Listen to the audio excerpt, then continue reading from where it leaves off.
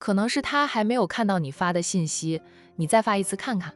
海童沉默了一下，最终还是拿起手机点开了微信，给战印发信息。他问他，中午要一起吃饭吗？信息发出去的时候，系统却告诉他，他和战印不是微信好友。他发的信息，战印无法收到，让他先加战印为微信好友。海童猛盯着那一行字，不是微信好友。战印那个小气鬼，居然又把他从微信上删除了。这是第2次删除他，第1次的时候，2个人刚领证，彼此都不习惯，他更是转身就把他这个新婚妻子给忘到9天云外去，删了他，他能理解。现在又删除他，就是认定他是做了对不起他的事，把他定死在找了下家的位置上，故而把他自微信好友上删除。本来海童还想着他先低头算了，跟他好好的沟通，有任何问题都是当面解决，却得到这样的结果，海童那个气啊，他都还没有把他拉黑删除呢，他先一步把他删了。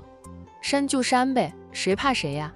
海童一气之下，也把战印自他的微信好友里删除了，还把他的电话号码都给拉黑啊，气死他了。童童，你脸色好难看，是不是战先生恢复了？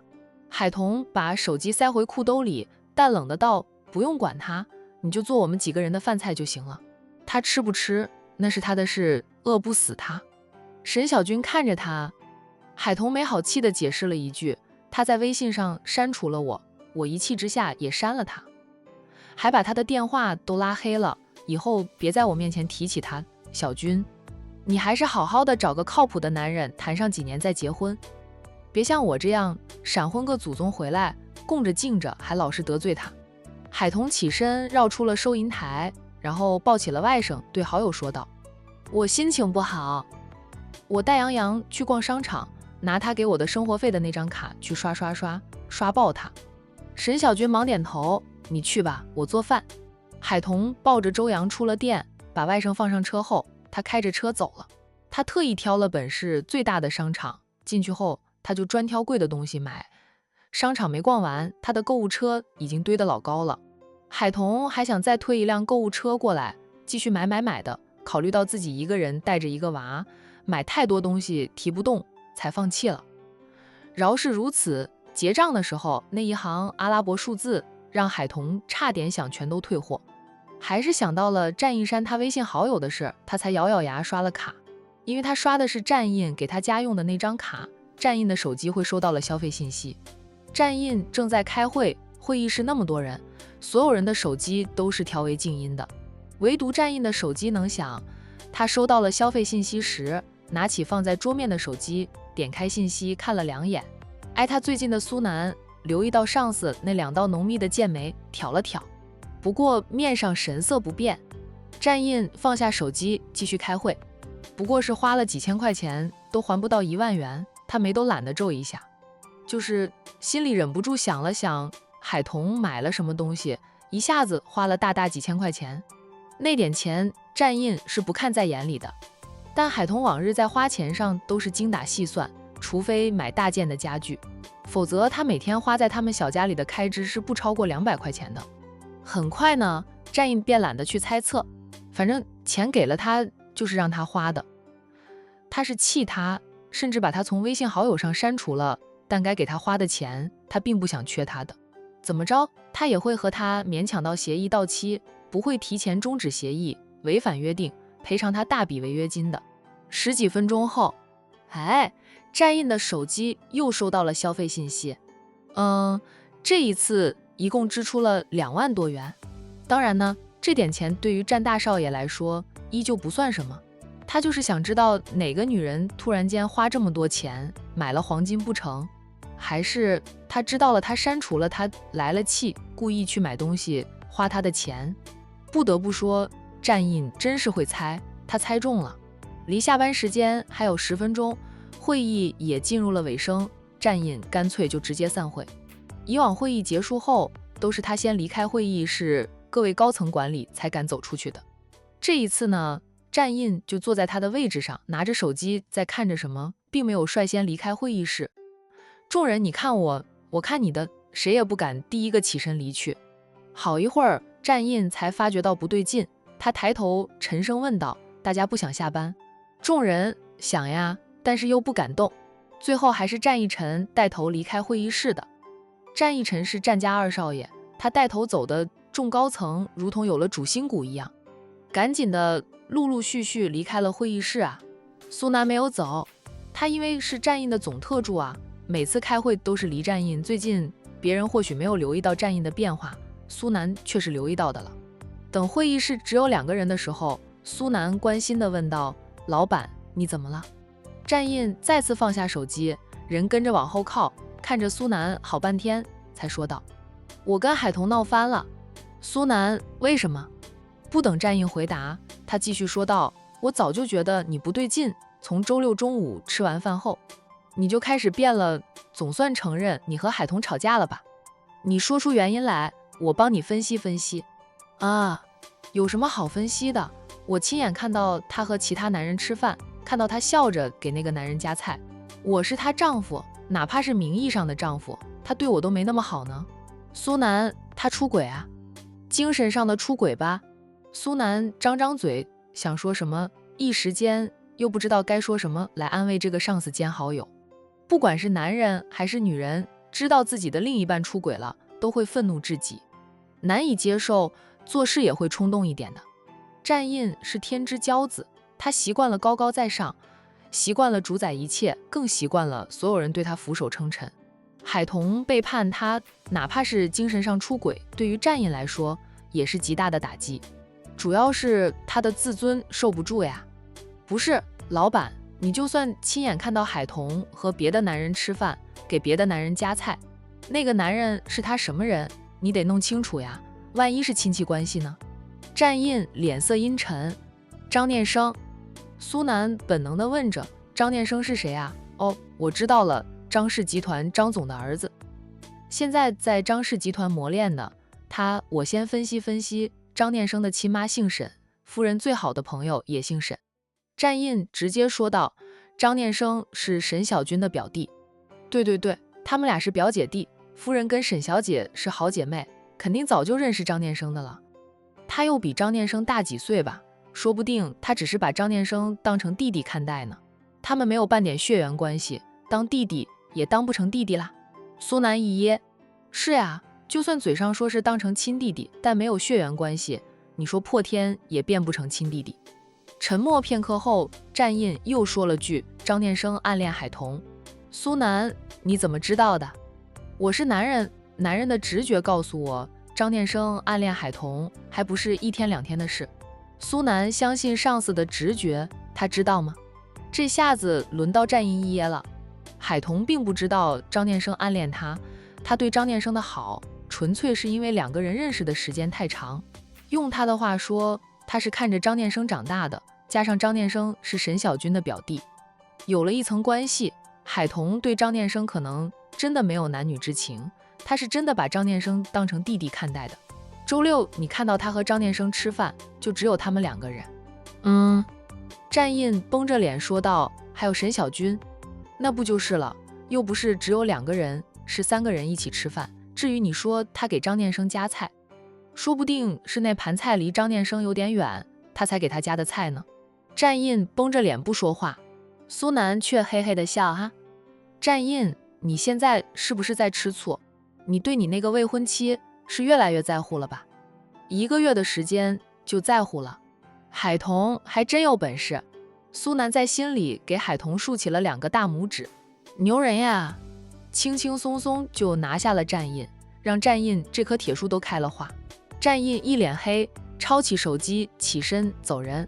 走到会议室门口了，他又停下来，扭头冷冷地道：“我从不吃醋，太酸。”苏南嘿嘿的笑，他信才怪呢，明明就是在吃醋，那酸味儿都把战印整个人包围了。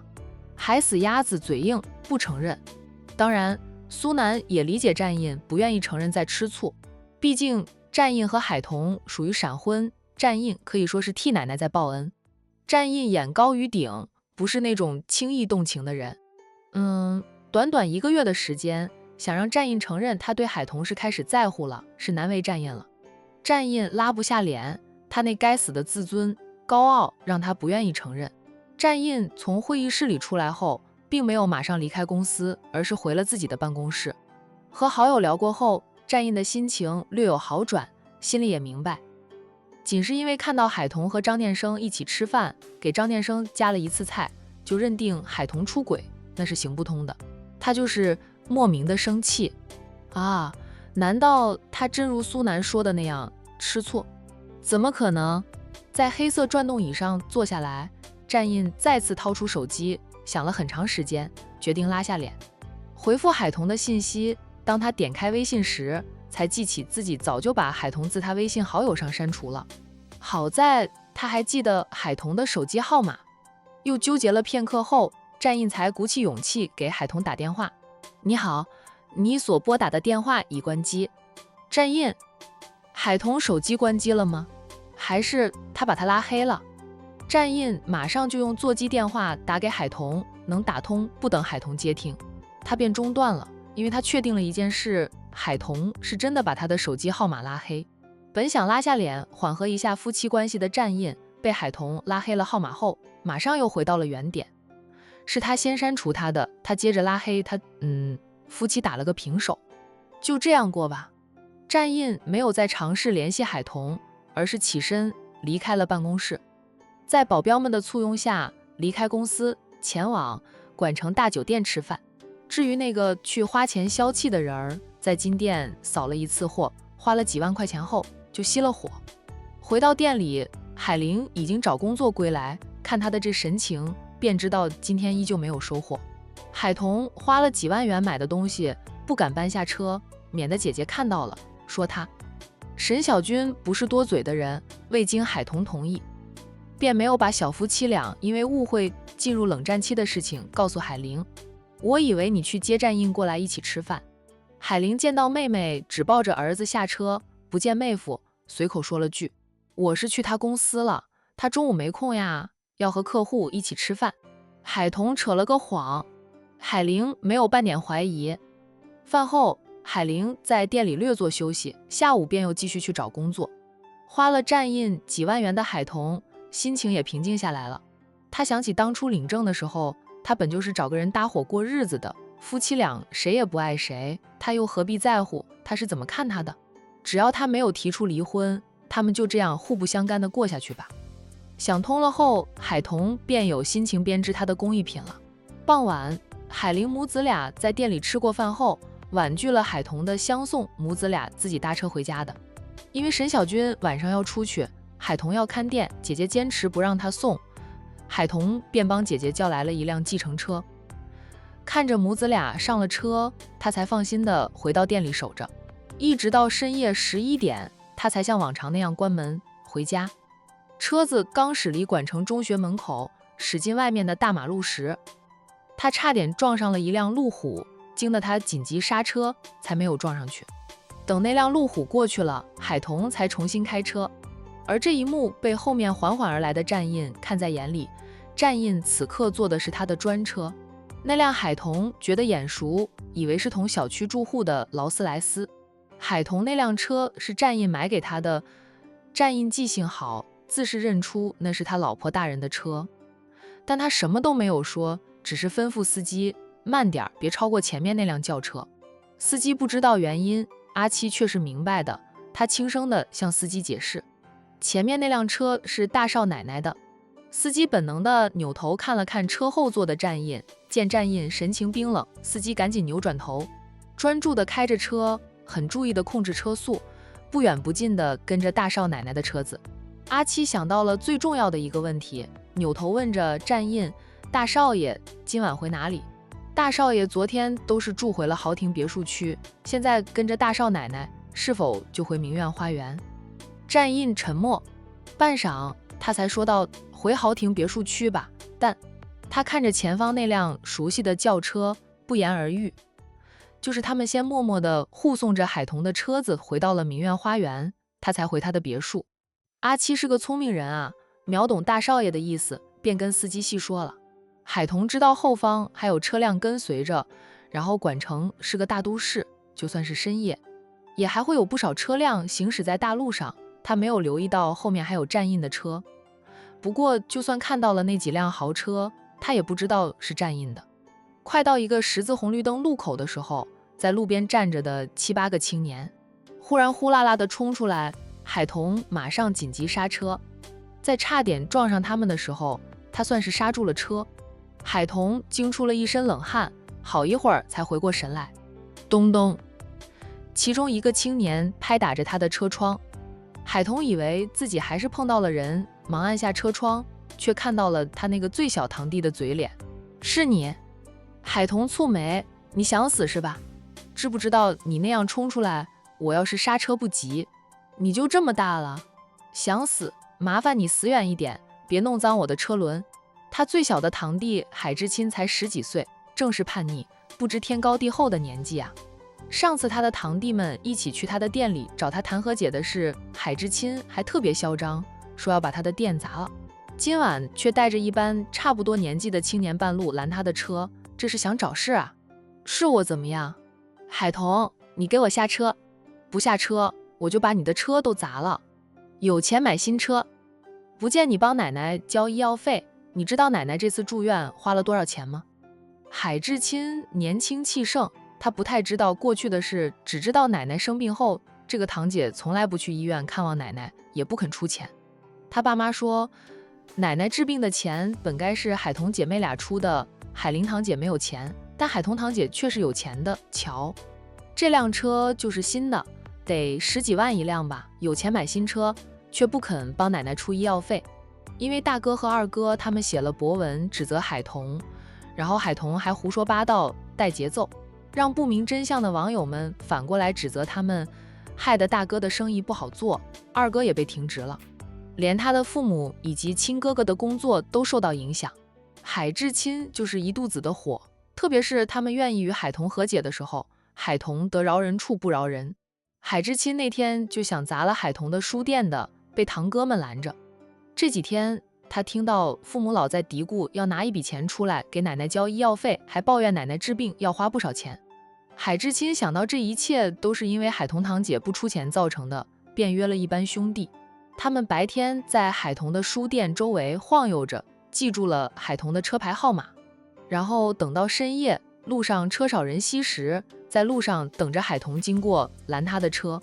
他花了多少钱与我无关，早在他们用钱买断婆孙情的时候，就说过生不用我们养，死不用我们葬的。那个时候你还没有记忆呢，不知道当年发生过什么事的。回头看看我发的微博，或者问问你的爸妈。不过你爸妈大概是不会承认的，你们几家人都花着我爸妈用命换来的赔偿款，否则能有今天这样的逍遥日子过。海童神色冰冷，冷冷地反驳着海之钦，我不管，你给我下车，我数3声，你再不下车，就把你的车给砸了。海之钦仗着人多，嚣张至极，他带来的那些小混混已经把海童的车子团团围住，后面也有车辆缓缓而来啊。海之钦一行人年轻气盛，想着如今这个年头啊，一般人都不敢多管闲事的，压根儿不把缓缓而来的那几辆车放在眼里。早在海童的车被海之钦拦下来的时候，司机就马上减慢了车速，他和阿七都扭头看了站印好几次。站印紧绷着俊脸，却是一声不吭，司机只得再减车速。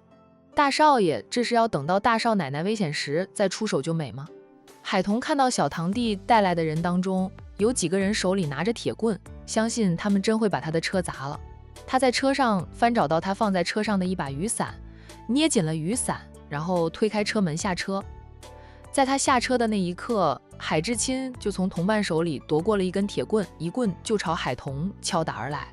海童早有防备，先是用雨伞挡住了那一铁棍，脚下也未停，一脚就踹向了海之钦的小腹，把海之钦踹得往后退了几步，最后还跌坐在地上。那根铁棍还跌落在地上。海之钦旁边的那2个青年见状，挥舞着铁棍朝海童挥打过来。海童却是快速的从他们的身边掠过，然后回身挥着雨伞朝他们的后肩狠狠地打过去。他的雨伞威力自然不及铁棍，好在他力气大，这样打过去，那2名小混混还是吃痛，手上的铁棍都因为吃痛而掉落在地上，还砸到了一个人的脚。海童趁机捡起了海之亲掉在地上的铁棍，然后他仗着自己学过散打，挥舞着那节铁棍，把海之亲带来的同伴打得七零八落的，最后全都躺在地上哀嚎。海之亲在地上嚎着时，还很嚣张地叫嚷着：“海童，我要告你故意伤害罪，让警察把你抓进去，还要赔偿我们的医药费。”海童上前，一脚就踩在了小堂弟的脸上，居高临下地俯视着小堂弟，冷笑的道：“我这是正当防卫，你去告呀，看看到最后是谁进去吧。你有证据证明你是正当防卫吗？”海童松开了脚，蹲下身去，伸手又揪住小堂弟的耳朵。海之亲，你连行车记录仪都不知道吗？你刚才威胁我的嚣张话语都被录下来了，还有你们先向我动手的，你再看看那里还有监控呢。失策了，选错了地儿下手。这里临近红绿灯路口，到处都是监控呢，的确是他们先动手的，海童不过是还击。海之亲满以为自己带着一班兄弟过来，有7、8个人呢，对付海童一个弱女子，那是轻轻松松的。没想到海童竟然会功夫，家里人怎么不告诉他海童是会功夫的？你想怎么样？海之亲想揪回自己的耳朵，海童更是用力，痛得他哇哇叫，嘴上骂着：“海童，你松手！你敢把我耳朵揪下来，我爸妈不会放过你的。”叫姐？我呸！你是我什么姐？也是，我不是你的姐，我也不想有你这样的堂弟。海童一用力，海之亲更是痛得大叫。他的那些同伴们早就被海童的一身功夫吓到了，加上他们现在都是海童的手下败将，眼看着海童使劲的虐待海之亲的耳朵，他们都悄悄地往后退。都给我老实的待着了！海童一声暴喝，那几个小混混就不敢动了，个个都苦着一张脸。海姐姐，是我们有眼无珠，冒犯了。海姐姐，我们知道错了，我们都是被海之亲花钱请来的，是海之亲的错，姐，你高抬贵手，放了我们吧。几个小混混都叫起姐来。没骨气的东西！哎呦，她的耳朵好痛呀！这个死女人真要把她的耳朵生生的揪下来吗？海童，姐，你松点力，松点力吧，我叫你姐还不行吗？海之亲都要哭了。海童松开了她的耳朵，又拍2下她的脸，似笑非笑的：“我是你姐吗？是，咱们是同一个爷爷奶奶的，你爸和我爸是亲兄弟，咱们是亲亲的堂姐弟呢。”打不过又落在海童的手里，海之亲那点子骨气也就撑了1分钟而已，就受不了，举手投降，打起亲情牌来。海童站直身子，看到后面那几辆车距离他有100米远停着，不知道是怕惹祸上身还是看戏，他也不在乎，掏出手机，他打电话报警。海之亲等人一看到他打电话报警就慌了，海之亲更是忍痛翻爬起来，两手一抱，抱住了海童的一条腿。姐，海童姐，咱们就是闹着玩的，你别报警，不用报警的，大不了我们向你道歉。海童低头讽刺地问他：“你不是说要报警抓我的吗？不是说要告我的吗？不是说要让我赔偿你们的医药费吗？我主动帮你们报警，你该感谢我。”他读书是不太好，却也知道争论起来错的是他们。海童真的是属于正当防卫，他们只是没本事，打不过海童罢了。真的报警，他们说不定会被拘留呢。一脚踹开了海之亲，海童还是报了警。海之亲太年轻，往日肯定也是嚣张惯的了吧，就要报警处理，让他受点教训，免得以后闯出更大的祸事来。他呀，看在他们终究是有血缘关系的份上，挽救他一回。不用客气道谢。海之亲见海童不顾姐弟之情，还是报了警，骂着海童：“我爸妈说你就是个心狠的，无情无义，果然是真的，没有骂错你。对，我是心狠的，无情无义的，你们有情有义吗？当年你爸妈他们是怎么对我了？你以前不知道，现在还不知道？别以为过去了，我就可以放下不计较，他们怎么对我的，我都记着，记一辈子。”海之亲张张嘴想反驳，却无从反驳，最后他爬起来，扭身就跑。海童追上前去，一脚就把他扫倒在地上，然后粗暴地抓住他的衣衫，把他拖回来。因为与地面摩擦着，痛得海之亲又是哇哇乱叫，把他扔在他的那班兄弟当中。海童警告着他们：我劝你们最好老实的待在这里，等着警察叔叔来解救你们。谁敢跑的，休怪我不客气来。几个人都被海童的凶残吓到，没有人再敢逃跑。海之亲不停地骂着海童，海童脸色阴沉，警告他再骂一句，我把你的脸抽成猪头。吓得海之亲噤若寒蝉，再也不敢骂海童一句，不过却在心里问候了海童的祖宗18代。海童，我的祖宗18代不也是你的祖宗18代？海家的祖宗18代真是不孝后人呀！哎，祖宗们都在往生的路上了，还被问候的烦透，恨不得把那个问候他们的后人带上路。战印看到海童完全占了上风，他连英雄救美的机会都没有。当然了，那就算海童真的处于下风，他也不会露面的，顶多就是安排除了阿七之外的保镖下车去帮海童揍人。他知道海童练过散打的，没想到他这么能打，亏得刚才他还是有点担心他吃亏的。那几个小混混竟是连他的衣边都碰不到。开车吧，战印低沉地吩咐着。阿七，别让他看不清你的样子啊！战印还不忘提醒阿七一句啊。阿七送他回家2次，海童记住了阿七的样子，故而不能让海童看到阿七。司机重新开车。阿七为了不让大少奶奶认出自己来，在经过那段路时，他都是扭过头去，看着路的另一边，直到车子过去了，他才转过头来。因为司机的车速快了很多，海童并没有看清楚车上的人是谁，甚至连战印的专车都没有看清楚。车子就驶过去了，后面那几辆保镖车呢，海童是不熟悉的。战印的专车队过去后不久，派出所的人就赶到了。问清楚是怎么一回事后，民警们都同情地上前提起那7、8名的小混混，把他们提上了警车。拦路打砸别人，结果被打砸的却是他们。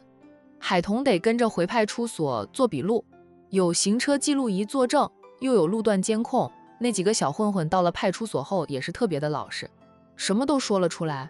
海童原本就是受害者，只不过他学过散打啊，有一身功夫防身，才没有吃亏。故而他是属于正当防卫。做完了笔录后就可以离开了。至于海之亲他们呢，想离开却不能离开，被拘留了。哪怕海之亲说他和海童是堂姐弟的关系，属于家庭矛盾，海童不能原谅他，他依旧被拘留。海之亲想报复海童，结果把自己整进去了。海童回到家里的时候已经是凌晨1点，推开家门，屋里一片漆黑，战印要么没有回来，要么就在他的房里。海童默默地关上了门并反锁，开着了大厅里的灯，静默了1分钟，便走到了战印的房前，抬手想敲门，考虑到夜已深啊，奶奶又说战印的起床气很重，他便打消了敲门的念头。就算他在家又如何啊？他们夫妻在冷战呢。海童最终扭身回自己的房里了，一夜无话。隔天清晨，由于昨晚睡得太晚，海童还在补着眠，住回豪庭别墅区的战印在老时间醒来，换上运动服，准备出门晨跑。刚下楼，管家明叔便对他说道：大少爷，老夫人来了。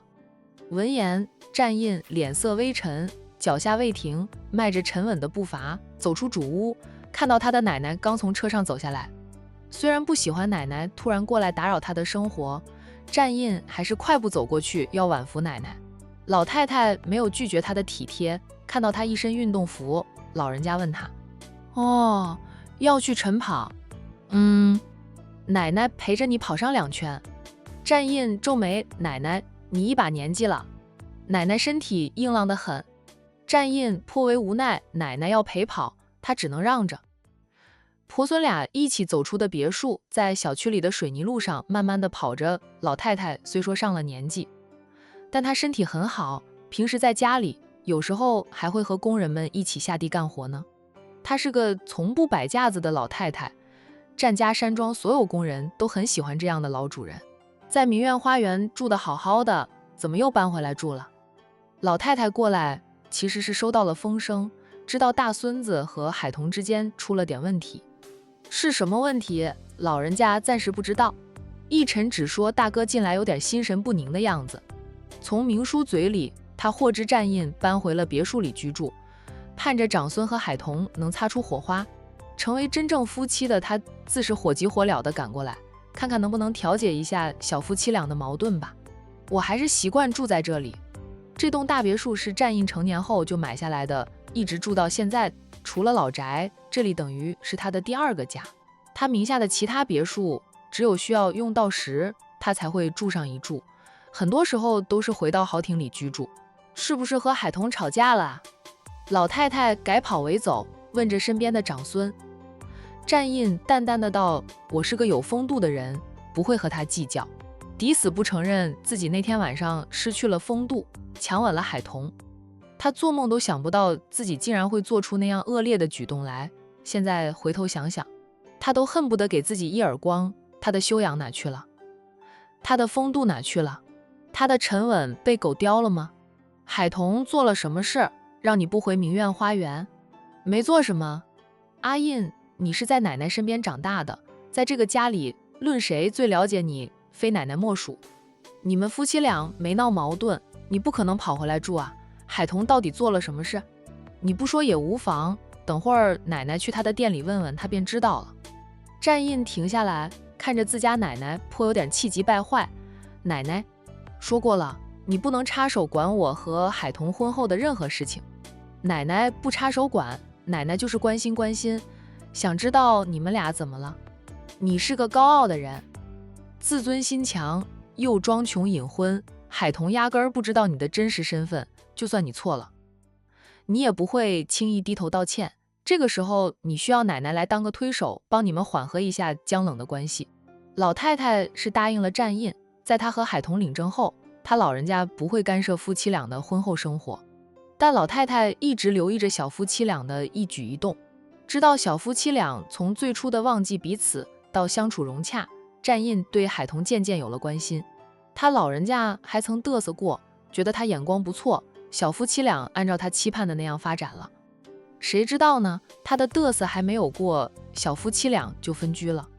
哎，老太太不就着急了？他老人家还等着抱曾孙呢，也就是一点误会啊，没有什么大问题，奶奶不用担心，也不用去问海童，我过几天就回明苑花园。战印还是不愿意说出原委，被苏南说过后，战印隐隐的觉得自己还真像是在吃醋。苏南说他现在是在乎海童了，但又死不承认，老是拿面子说是觉得海童和张念生吃饭有出轨之嫌，让他戴绿帽子，丢了脸。事实上，小夫妻俩隐婚都没有几个人知道他们是夫妻，别说海童和张念生清清白白，就算两个人真做了对不起战印的事，外面的人又不知道战印和海童的关系，战印丢什么脸啊？他会生气，质疑海童，只相信自己眼睛看到的，不过是他对海童生出了独占欲。他是个霸道性子的人，一旦在乎一个女人，自是不想看到她和其他男人一起吃饭，哪怕还有她的好闺蜜在场。海童的体贴，她灿烂的笑容，战印都希望只属于她，但海童压根没有这方面的意识。他又是个死鸭子，嘴硬的，夫妻俩便闹成了今天这样的局面。互删好友，拉黑电话，分居，冷战，真没问题？没问题。老太太笑了笑，行，奶奶相信你，你既然说没问题，那就没问题。奶奶就算去找我孙媳妇，也不会问她的，给你留点面子。战印俊脸微窘，偏偏嘴硬，沉声说道：我需要奶奶给我留什么面子？老太太笑着拍拍孙子的肩膀，笑道：阿印，你是男子汉大丈夫，理应能屈能伸。况且你和海童是夫妻俩，要过一辈子的，有什么坎是迈不过去的。战印默了默后说道：我和海童签了半年协议，在这半年内彼此间没有爱上对方，便离婚。奶奶不用替他不值，我至今没有碰过他，就他还是清清白白的，顶多就是他撩他的时候，他受不了，亲了他2回，还有就是那天晚上闹矛盾，他强吻了他1次，亲亲小嘴而已，对他以后再嫁影响不大吧。我们一直隐婚，知道我们结了婚的人并没有几个，离婚后对他的伤害也能降到最低。还有呢，我答应把明苑花园的那套房以及那辆东风商务车给他，不会让他净身出户的。老太太这个混小子